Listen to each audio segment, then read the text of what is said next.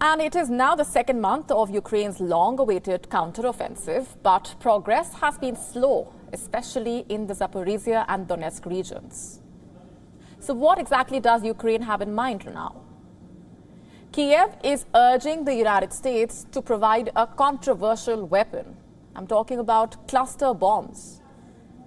This weapon has been banned in over 120 countries, but the US, Ukraine and Russia do not find the bombs problematic, it seems. The US, in fact, is now considering delivering the deadly weapons to Ukraine.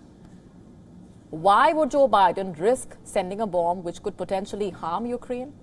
Is this America's gamble to attack the Wagner Group? Our next report breaking it down for you.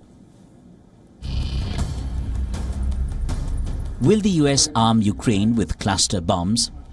President Biden had resisted the call for providing the controversial munition, but his decision seems to be changing. Ukrainians have asked for it. Other European countries have provided some of that. The Russians are using it.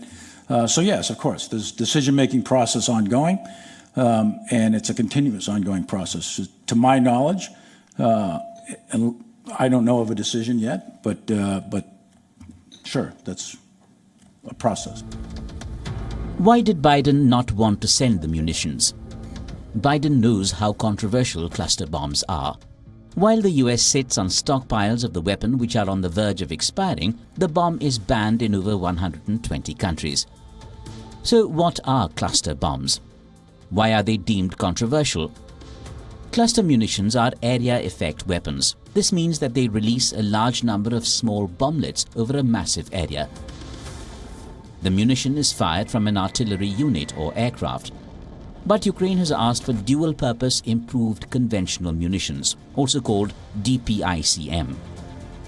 DPICM clusters can be fired from howitzers or from the HIMARS rocket launchers.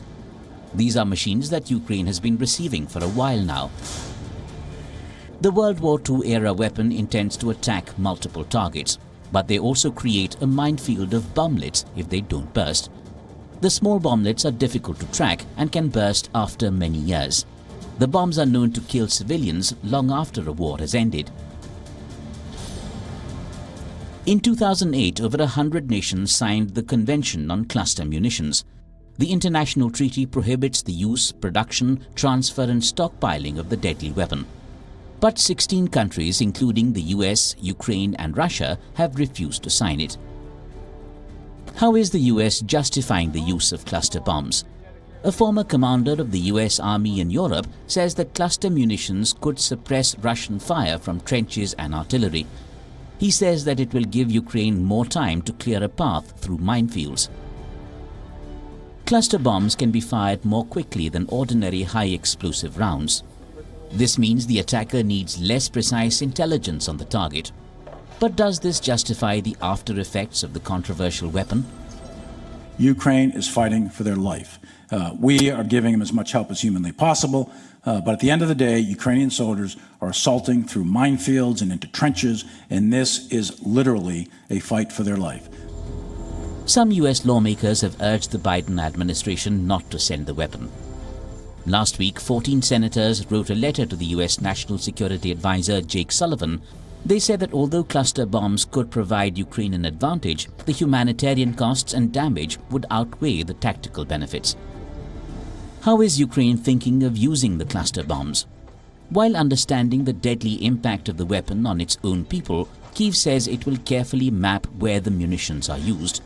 Ukrainian forces will abstain from using the bomb in urban areas and commit to a post-war demining program. America has itself not used the bomb since the Iraq War in 2003. Experts say the bombs broke up big enemy formations at that time, but the potent weapons have been gathering dust since then. So will America arm Ukraine with these deadly weapons? Watch this space. Bureau Report, WION World is One. WION now available in your country. Download the app now. Get all the updates on the move.